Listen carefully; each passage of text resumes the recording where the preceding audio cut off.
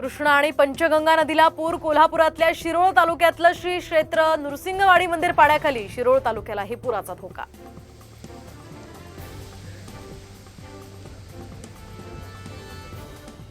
कोल्हापुरातील पूरस्थिती संदर्भात लोकांना सर्वतोपरी मदत करा. प्रशासनानं ऑनफिल्ड सज्ज राहावं. मुख्यमंत्री एकनाथ शिंदेंच्या सूचना.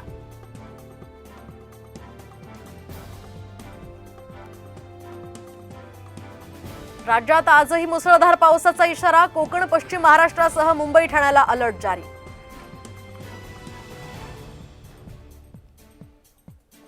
गडचिरोलीमध्ये जखमी वडिलांसाठी मुलगा बनला श्रावण बाळ. 18 किलोमीटरची पायपीट करून जखमी वडिलांना नेलं रुग्णालयात.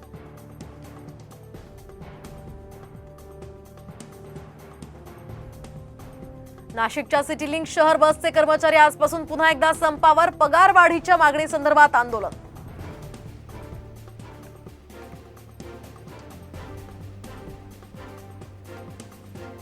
रविवारी मध्य हार्बर आणि ट्रान्स हार्बर मार्गावर मेगा ब्लॉक. माटुंगा ते मुलुंड दरम्यान सकाळी 11 ते 3 पर्यंत ब्लॉक, तर 11 ते 4 वाजेपर्यंत पनवेल ते वाशी आणि तसंच ठाण्याच्या लोकलही बंद राहणार.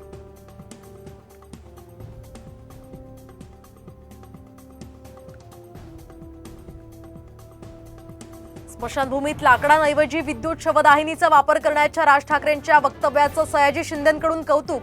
त्यांची भूमिका प्रेरणादायी आणि रोखठोक असल्याची प्रतिक्रिया. दुर्दैवानं महाराष्ट्रात आरक्षणावरून 2 गट. राज्यकर्त्यांनीच मराठा आणि ओबीसी अशा 2 बाजू घेतल्यानं परिस्थिती गंभीर. शरद पवारांचं आरक्षणाबाबत वक्तव्य. सर्वोच्च न्यायालयानं तडीपार केलेला माणूस आज देशाचा गृहमंत्री. अमित शहांच्या टीकेला शरद पवारांचं सडेतोड उत्तर.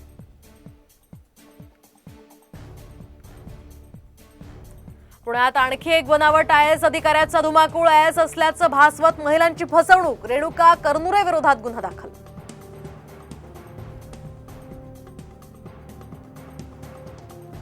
नाशकात जेलमधून सुटून आल्यानंतर काढली रॅली. संशयित गुन्हेगार हर्षद पाटणकरची पोलिसांनी काढली धिंड.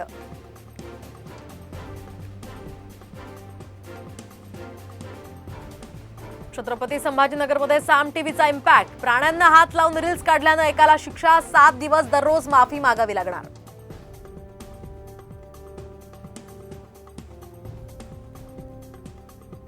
बिग बॉस मराठीचं यंदाचं पर्व रितेश देशमुख होस्ट करणार. येत्या रविवारपासून प्रेक्षकांना पाहता येणार बिग बॉसचं 5वं सीझन.